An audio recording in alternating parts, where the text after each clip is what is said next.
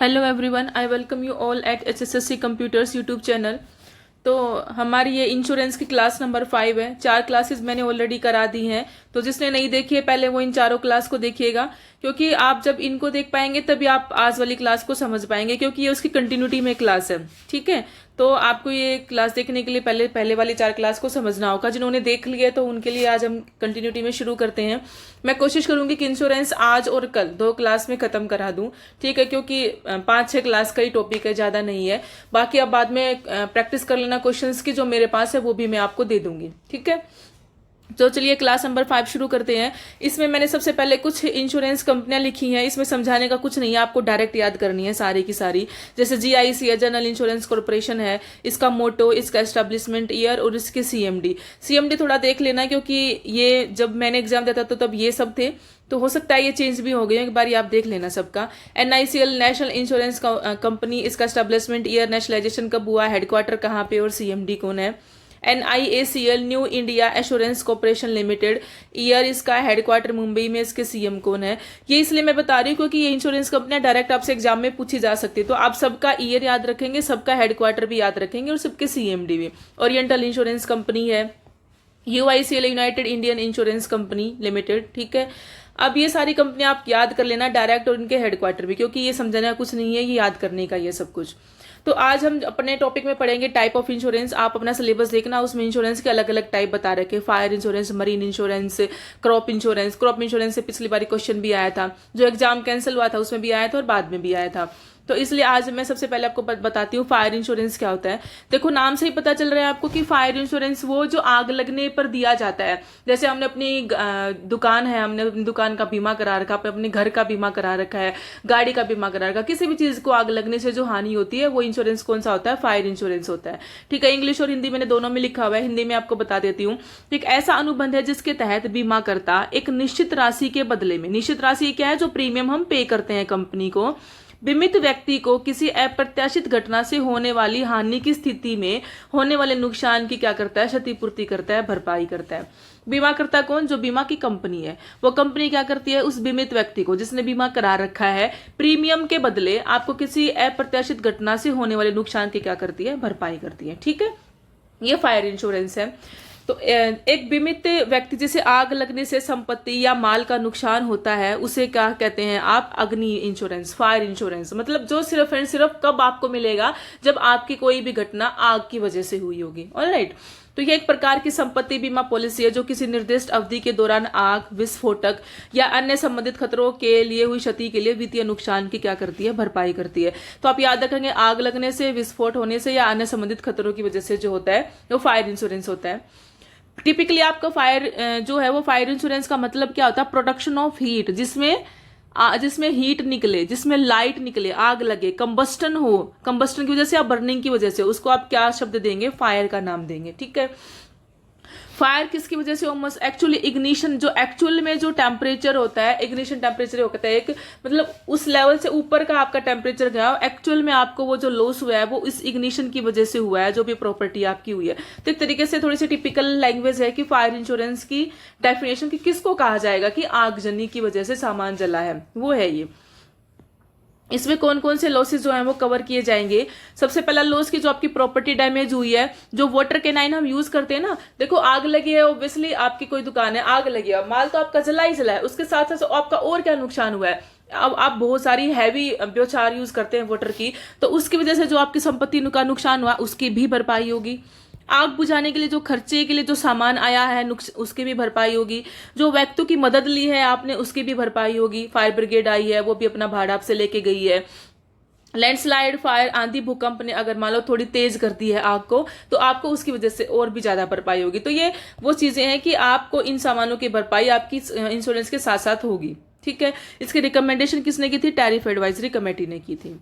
Next हम पढ़ते हैं लाइफ इंश्योरेंस। लाइफ इंश्योरेंस तो आपको पता है कि हम अपने जीवन का जो बीमा कराते हैं वो होता है लाइफ इंश्योरेंस। सबसे पहले मैंने लास्ट टाइम आपको बताया था, तो टर्म इंश्योरेंस में पढ़ा चुकी हूँ। मैंने आपको कहा था कि अगर आपने नहीं ले रखा तो प्लीज अपनी फैमिली के लिए आप टर्म इंश्योरेंस ले लीजिए, क्योंकि सबसे सस्ता होता है, सबसे ज्यादा प्रचलित बीमा है ये। ठीक है, एकदम से अगर आपको कुछ हो जाए तो आपकी फैमिली सर्वाइव कर पाए। ताकि ये क्या करता है, सबसे सस्ता होता है। इसको याद रखना है अच्छे से, आपको ऑप्शन में पूछा जाएगा ये, ठीक है। सबसे सस्ता होता है, सबसे ज्यादा प्रचलित बीमा है, फुल लाइफ कवर देता है और बिना किसी सेविंग के दिया जाता है। इसका मतलब क्या, देखो मैंने आपको पढ़ाया था कि टर्म इंश्योरेंस वही होता है जो अगर आप जिंदा रहे तो आपको कुछ नहीं मिलेगा, भगवान अगर ऐसी घटना हो गई आप नहीं रहे तो फिर उसके पीछे आपकी फैमिली को पूरा पैसा दिया जाएगा। मतलब इसमें आपकी किसी प्रकार की सेविंग नहीं है, आप अगर जिंदा रहे तो आपको कुछ नहीं मिलेगा, ठीक है। अगर आप ऐसी दुर्घटना हो गई तो फिर आपको पूरा प्रीमियम पे, मतलब पूरा पैसा आपको दिया जाएगा। तो बिना किसी सेविंग का बीमा होता है ये। तो पूछा जा सकता है सबसे सस्ता बीमा कौन सा है, तो कौन सा है, टर्म इंश्योरेंस है। एक होल लाइफ इंश्योरेंस होता है जिसमें आप अपनी पूरी जिंदगी का बीमा करा लेते हैं, 100 वर्ष तक का पूरा लाइफ कवर होता है। चाइल्ड प्लान भी होता है, बच्चों की पढ़ाई, प्रोफेशन, शादी के लिए आप कोई प्लान ले सकते हो। पेंशन इंश्योरेंस भी होती है, पढ़ेंगे हम इसमें, मैंने नीचे स्कीम लिखवाई हुई है, उसमें मैं आपको स्कीम के बारे में पढ़ाऊंगी, पेंशन के बारे में। नेक्स्ट पढ़ते हैं मरीन इंश्योरेंस। मरीन इंश्योरेंस आपको पता है ये जो शब्द है ये समुद्र से रिलेटेड है, ठीक है, मरीन से रिलेटेड। कौन कौन से इंश्योरेंस होते हैं, कार्गो इंश्योरेंस होता है, हल इंश्योरेंस होता है, एक माल ढुलाई इंश्योरेंस होता है, लाइबिलिटी। तो सबसे पहले पढ़ते हैं कार्गो इंश्योरेंस क्या होता है। कार्गो रेंज क्या होता है, जो समुद्र के माध्यम से जो सामान भेजा जाता है उस सामान को जो कवर करता है वो कौन सा होता है, कार्गो बीमा, ठीक है। इसी सामान को नुकसान व जोखिम की स्थिति में सुरक्षा प्रदान करना। सिर्फ किसको, सामान को, जो आपने शिप है उस शिप की बॉडी का नहीं है। कार्गो बीमा किसका होता है, आपके कार्गो का, जो आपने सामान भेजा है उसका होता है। ये एक वर्ड याद रख लेना, deposit insurance, credit guarantee corporation, ये जो है 5 लाख तक का बीमा कवर करते हैं। ये मैंने बीच में ऐसे ही ऐड कर दिया, मेरे को दिख गया था, 5 लाख तक की कवरेज होती है इसके अंदर। नेक्स्ट है आपका ये हल बीमा। देखो कार्गो बीमा तो जो है वो आपके सिर्फ सामान की कवरेज देगा, जो सामान आप उसमें भेज रहे हैं। हल बीमा किसकी कवरेज देगा, आपकी शिप की बॉडी की कवरेज देगा, ठीक है। मान लो आप समुद्र में चला रहे हो, ऐसा हो गया कि बहुत सालों से चल रहा है तो आपके जहाज की जो बॉडी है वो खराब हो गई, शिप की जो बॉडी है, तो शिप की बॉडी के लिए जो बीमा होता है वो कौन सा होता है, हल बीमा। ऐसे ही याद रखने हैं आपको कौन सा बीमा किसके लिए होता है, कंफ्यूज हो जाओगे अदरवाइज एग्जाम में। तो किसी विशेष खतरे के लिए या किसी विशेष यात्रा या कुछ समय अवधि के लिए जो बीमा कराया जाता है शिप की बॉडी का, वो कौन सा होता है, हल बीमा। अगला है माल ढुलाई बीमा। मतलब विभिन्न कंपनियों का सुरक्षित माल एक स्थान से दूसरे स्थान तक ले जाने के लिए जो किया जाता है वो कौन सा होता है, माल ढुलाई बीमा। मतलब शिपिंग कंपनी का सुरक्षित माल पहुंचाने के लिए बीमा, ठीक है। इसमें अगर मान लो जैसे माल टूट फूट गया उसकी वजह से आपको बीमा दिया जाएगा। एक जगह से दूसरी जगह पहुंचाने के लिए जो किराया लगा है माल का, वो आपको बीमा दिया जाएगा, ठीक है। ये वाला बीमा जो है कार्गो बीमा तो है जो उसके अंदर सामान है उसकी कवरेज देता है, लेकिन माल ढुलाई बीमा जैसे सामान आपका, कुछ सामान आपका टूट फूट गया ले जाते वक्त आपका, अच्छा आपने कुछ एक्स्ट्रा गाड़ी करनी पड़ गई उसके लिए, जो भी मतलब सही जगह पे सुरक्षित के लिए जो किराया लगा एक्स्ट्रा जो टूट फूट के लिए हुआ, तो उसके लिए कौन सा बीमा होता है, माल ढुलाई बीमा। याद रखना है कि माल ढुलाई बीमा जो है वो चोरी होने पर आपको नहीं मिलेगा या गायब होने पर नहीं दिया जाएगा, ठीक है, ये कंडीशन है इसकी। नेक्स्ट पढ़ते हैं एक्सीडेंट एंड मोटर इंश्योरेंस। देखो एक्सीडेंट क्या होता है, किसी दुर्घटना में आई चोट, मृत्यु या अंग का भंग हो जाने के लिए जो नुकसान की भरपाई के लिए जो बीमा होता है वो कौन सा होता है, एक्सीडेंट बीमा, ठीक है। अब मोटर बीमा कौन सा होता है, जो आप चलाते हो वो वाला व्हीकल जो चलाते हो उसके लिए जो इंश्योरेंस होता है। भारत में चलने फिरने वाले सभी वाहनों का बीमा अनिवार्य कर दिया गया है। 2018 के बाद इलेक्ट्रिक वाहनों का भी बीमा क्या हो गया, कंपलसरी हो गया है। अगर कोई वाहन बिना थर्ड पार्टी बीमा के पाया जाता तो सजा का प्रावधान है। अगर आपने अपनी गाड़ी का कोई भी इंश्योरेंस नहीं लिया तो एटलीस्ट आपको थर्ड पार्टी इंश्योरेंस कराना होगा। ये जैसे ही गाड़ी रोड पे आएगी तो ये कंपलसरी है, थर्ड पार्टी इंश्योरेंस आपने अपनी गाड़ी का जरूर कराया हो, ठीक है। थर्ड पार्टी इंश्योरेंस बीमा क्या होता है कि वाहन चालक की मृत्यु हो जाए या अगर पूर्णतः विकलांगता हो जाए तो उस स्थिति में 15 लाख तक का कवरेज मिलता है आपको, ठीक है।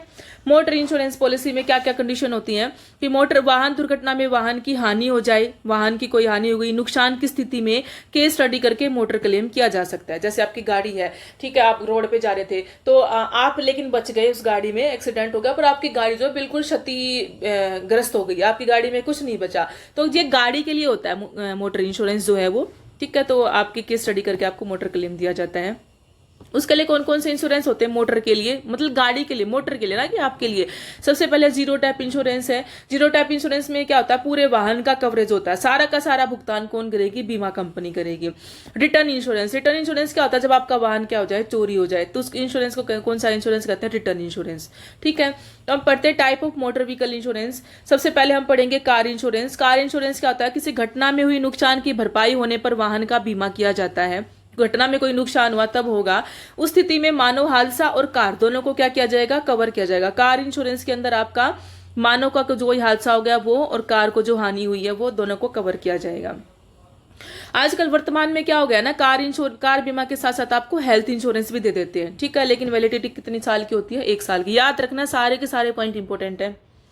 टू व्हीलर इंश्योरेंस वाहन और श्रम को सुरक्षित रखने के लिए होता है। जैसे सड़क दुर्घटना हो गई, कोई प्राकृतिक दुर्घटना का मतलब क्या है कि जैसे आपकी गाड़ी किसी पहाड़ी के नीचे खड़ी थी, लैंडस्लाइड हो गया, ठीक है, तो वो प्राकृतिक दुर्घटना की वजह से आपकी गाड़ी को नुकसान हुआ, या किसी अन्य व्यक्ति द्वारा नुकसान की भरपाई की जाती है। तो जो टू व्हीलर इंश्योरेंस होता है उसकी वैलिडिटी भी कितनी होती है? 1 साल। अकॉर्डिंग टू IRDAI, ये मैंने पहले ही सेकंड लेक्चर में आपको पढ़ाया था, तो आप मुझे कमेंट में इसका एस्टैब्लिशमेंट ईयर, इसके CMD और कौन सी कमेटी की रिकमेंडेशन पे ये बनाया गया था और कितने इसके अंदर मेंबर होते हैं, ये सारी बातें आप कमेंट में लिखेंगे नीचे, आपको याद हो जाएगी, ठीक है। तो IRDAI के गाइडलाइन के अकॉर्डिंग बीमा जो है अधिकतम 3 वर्ष के लिए कराया जा सकता है। पर्सनल एक्सीडेंट में जो है 1 लाख तक का बीमा कवर होता है। दोनों पॉइंट आपको याद रखने हैं। नेक्स्ट बात करते हैं क्रॉप इंश्योरेंस क्या होता है। क्रॉप इंश्योरेंस आपको पता ही है, जो फसल की जो हानि होती है उसकी वजह से हम जो बीमा कराते हैं, किसानों को ही नुकसान की भरपाई करता है फसल बीमा। जैसे भरपाई, जैसे कि चक्रवात की वजह से हो गई, बारिश आ गई बहुत ज्यादा, अब जैसे इस वाले सीजन में बहुत बुरा हाल हुआ है, कितना कुछ नुकसान हो गया है, तो फसल की बुआई के बाद और कटाई से पहले, ये कंडीशन याद रखनी है, आपको पूछी जा सकती है, ठीक है। तो क्रॉप इंश्योरेंस कब कवर होगा? फसल की बुआई के बाद और कटाई से पहले जो नुकसान हुआ है उसकी भरपाई करता है कौन सा बीमा? फसल बीमा। एक शुरुआत हो रखी फसल बीमा की, PM फसल बीमा योजना 2016 में शुरू हुई थी, ये पॉइंट भी आपको याद रखना है। PM फसल बीमा योजना में क्या क्या कवरेज होता है? किसानों को प्राकृतिक आपदाओं के कारण हुई फसलों की क्षति पर आर्थिक सहायता प्रदान की जाएगी। किसानों को क्या करना होता है? कम प्रीमियम पर व्यापक कवरेज उपलब्ध कराता है। यह योजना पहले ही फसल बीमा योजनाओं को मिलाकर बनाई गई। पहले की जितनी फसल योजनाएं थी उनको मर्ज कर करके अब हमने क्या बना दिया? PM फसल बीमा योजना। तो ये तीनों पॉइंट PM फसल बीमा योजना के आपको याद रखने हैं। ये 1 2 3 पॉइंट करके पूछे जा सकते हैं। फर्स्ट में ये दे दिया, सेकंड में ये दे दिया, थर्ड में ये दे दिया, फोर्थ में कोई और दे दिया। फिर नीचे आपसे ऑप्शन बनाएगा A1 and 2, नीचे बनाएगा 2 and 3, फिर बनाएगा 3 and 4, फिर फोर्थ ऑप्शन बनाएगा 1 2 and 3। ठीक है, तो ऐसे आपको याद रखने हैं। इस बार का फर्स्ट शिफ्ट का पेपर ऐसा ही था जो प्री हुआ है वो। तो फसल बीमा के अंतर्गत कौन कौन सी आती है, किस किस की वजह से आपको कवरेज मिलेगी? एक तो कोई सामान्य आपदाएं आ जाए, जैसे ओलावृष्टि होगी, बाढ़ आ गई, आंधी आ गई, इसकी वजह से आपकी फसल खराब हो गई। बुआई आपदाएं, जैसे फसलों के अंकुरण के समय हुई प्राकृतिक समस्याएं, बाढ़ आ गई, सूखा हो गया, अत्यधिक वर्षा हो गई, जब आपने बुआई कर दी उसके बाद। खड़ी फसल, फिर वो बड़ी हो गई तो खड़ी फसल के टाइम पे बारिश ना होना, तेज हवाएं चलने से आपकी जो है वो गिर गई फसल, ओलावृष्टि, चक्रवात, ऐसे में वर्षा से नुकसान, इन सब की वजह से आपको भरपाई मिलेगी। कटाई के बाद भी मिलेगी, लेकिन कटाई की सप्ताह याद रखना है, अधिकतम 2 सप्ताह के अंदर अंदर अगर आपको कोई नुकसान होता है तो आपका उसका भी क्या किया जाएगा? भुगतान किया जाएगा। तो ये चारों पॉइंट आपको याद रखने हैं कि किस किस से कंडीशंस के तहत आपको पैसा मिलेगा। ठीक है, ये सारी कंडीशन है जिसके तहत आपको पैसा दिया जाएगा। ये हो सकता है आपसे पूछा जाए ऑप्शन में, आपको लगे कि भाई फसल का बीमा तो जब तक होता है जब तक फसल खड़ी रहती है, अगर फसल काट दी तो उसके बाद कवरेज नहीं होता होगा, लेकिन कटाई के बाद नुकसान होता है का कवरेज होता है अधिकतम 2 सप्ताह के अंदर, कटाई के बाद भी होगा। ठीक है, अब फसल बीमा के प्रकार कौन कौन से होते हैं? सबसे पहला फसल बीमा होता है मल्टी पैरोल इंश्योरेंस। इसमें आपको क्या मिलता है? जैसे आपने कोई लोन ले रखा है क्रेडिट कार्ड से तो भी आपका कवर हो जाएगा। बिना लोन वाले किसान भी इसको कवर करा सकते हैं। आपने सिर्फ रजिस्ट्रेशन करा रखा था और आपने उसका लोन नहीं लिया था जब तक, तो भी आपको कवरेज मिल जाएगा। दस्तावेज आपको क्या क्या चाहिए? जो क्लेम फॉर्म आपने जो क्लेम किया है वो फॉर्म, लैंड की रजिस्ट्री चाहिएगी, ओनरशिप डॉक्यूमेंट चाहिए, Aadhaar card, voter ID, bank account number और फसल का विवरण, खसरा नंबर, नुकसान रिपोर्ट, ये सारी चीजें आपको लेके जानी है वहां पे। ठीक है, क्लेम करने के लिए। अगला है उत्पादन बीमा। अच्छा, कोई क्वेश्चन में दिखा दूंगी, अभी मैंने यहाँ लगाया नहीं है, ऐसे उन्होंने ये सब दे रखा था ऑप्शन में। एक तो ये दे रखा था उत्पादन बीमा, एक नीचे राजस्व बीमा, इन सब ये 2 दे रखे थे और कुछ क्वेश्चन पूछा हुआ था। ठीक है, तो उत्पादन बीमा क्या होता है कि बारिश, ओलावृष्टि या किसी भी प्राकृतिक आपदा के कारण हुए नुकसान को वास्तविक उत्पादन और अनुमान के आधार पर मूल्यांकन करना। वास्तविक उत्पादन कैसा? कि जितना उसका उत्पादन हुआ, जैसे वही कोई ओलावृष्टि, बारिश की वजह से फसल खराब हो गई तो जितना उसका उत्पादन हो पाया वो, और अनुमान के आधार पर कितना होना चाहिए था, उस दोनों का मूल्यांकन करके जो क्षतिपूर्ति की जो कवरेज की जाती है उसको क्या कहते हैं? उत्पादन बीमा। ठीक है, आगे आता है आपका राजस्व बीमा। राजस्व बीमा क्या होता है? फसल बीमा की उत्पादकता और उत्पादन राजस्व पर आधारित होगा। राजस्व होता है रेवेन्यू। ठीक है, मतलब आपने फसल की ये उत्पादकता है और इतना आपने उससे रेवेन्यू कमाया उसको बेच करके, उसके अकॉर्डिंग जो डिफरेंस आएगा फिर तय किया जाएगा कि आपको कितना बीमा दिया जाएगा। ठीक है, दोनों आपको याद रखनी है। अब आता है ब्रोकर। ये आपके सिलेबस में है कि एजेंट बनने की क्या प्रक्रिया होती है। तो उससे पहले मैं आपको एजेंट और ब्रोकर दोनों के बीच में डिफरेंस बताना चाहूंगी कि बीमा दलाल क्या होते हैं और एजेंट क्या होता है। इनके बीच में डिफरेंस होता है, एक चीज नहीं होती है। तो जो बीमा दलाल होते हैं वो क्या करते हैं, बीमा दलाल कंपनी की बजाय ग्राहक को बीमा बेचते हैं। सबसे पहला, दलाल के पास एक से ज्यादा कंपनी के ऑप्शंस होते हैं। अब जो एजेंट होगा ना, एजेंट वो टिपिकली क्या करेगा, सिर्फ कंपनी के लिए काम करेगा, एक कंपनी, जैसे मैं एग्जांपल ले लूं LIC के लिए काम करेगा, ठीक है। लेकिन जो एजेंट होता है, जो दलाल होता है, उसके पास क्या होते हैं, बहुत सारी कंपनियों के ऑफर होते हैं। वो अपने कस्टमर को बताएगा कि सर आप इसका बीमा ले लीजिए, आप इसका ले लीजिए, इसका ले लीजिए, इसमें ये फायदा, ये ले लीजिए। तो दलाल में और एजेंट में ये फर्क है। दलाल क्या करते हैं, कंपनी की बजाय ग्राहक को बीमा बेचते हैं और कंपनी के बहुत सारे ऑप्शंस उनके पास होते हैं। एजेंट सिर्फ एक कंपनी के लिए काम करता है। अगर एजेंट आपके सिलेबस में है तो आपसे ये पूछा जा सकता है डिफरेंस में कि जो ब्रोकर और एजेंट है उनमें क्या डिफरेंस है, ठीक है। तो याद रखिएगा ये दोनों पॉइंट। एजेंट बनने की प्रक्रिया क्या है, ये याद रखना है। ग्रामीण क्षेत्र से तो 10वीं पास, शहरी क्षेत्र से है तो 12वीं पास, 18 साल से की आपकी एज हो और आपने 25 से 50 घंटे की ट्रेनिंग कर रखी हो। फिर ट्रेनिंग के बाद IRDAI के द्वारा लाइसेंस दिया जाएगा, ठीक है। दैट उसके बाद आप एलिजिबल हो जाएंगे बीमा एजेंट बनने के लिए। बीमा लाइसेंस रद्द कैसे और कब होता है, देखो ये भी पूछ रखा है, आपके सिलेबस में है। तो एजेंट द्वारा छल कपट, धोखा एवं विश्वास में रख करके पॉलिसी ली हो तो ग्राहक के पास उसे रद्द करने का अधिकार होता है, ठीक है। मैं एजेंट ने आपसे कोई झूठ बोल दिया, छल कपट कर दिया, तो आप उसके लिए फिर कोर्ट का रुख कर सकते हो, आपके पास अधिकार है कि आप अपनी पॉलिसी को रद्द कर सकते हैं, ठीक है। ये बैक्योरेंस एक टर्म है, याद रखना। ये बैंक प्लस इंश्योरेंस से मिलकर बनी है। आजकल बैंक में भी इंश्योरेंस का कुछ स्कीम चलती रहती है, ठीक है। तो ये स्कीम बच गई है, मैं आपको नेक्स्ट वीडियो में कवर करा दूंगी। एक तो जो स्कीम है वो ये मोस्ट इंपोर्टेंट टॉपिक है बीमा में आज तक का, ठीक है। पूरा का पूरा मोस्ट इंपोर्टेंट टॉपिक है स्कीम। और ये स्कीम कवर कराने के बाद में सारी इनका सब कुछ याद रखना है। उसके बाद में आपको फिर बीमा लोकपाल ओम्बुड्समेंट जो होता है ये सिलेबस के अंदर दिया हुआ है, फिर इसके बारे में कराऊंगी। कौन सा बिल था, कब आया था, क्या क्वालिफिकेशन है, कितने लाख तक का होता है, एक दो में चीजें मैंने और आपको एक्स्ट्रा लिख रखी है ऐसा। तो ये सब जो बच गया है मैं नेक्स्ट वीडियो में कवर कर दूंगी, देन आपका इंश्योरेंस खत्म हो जाएगा, ठीक है।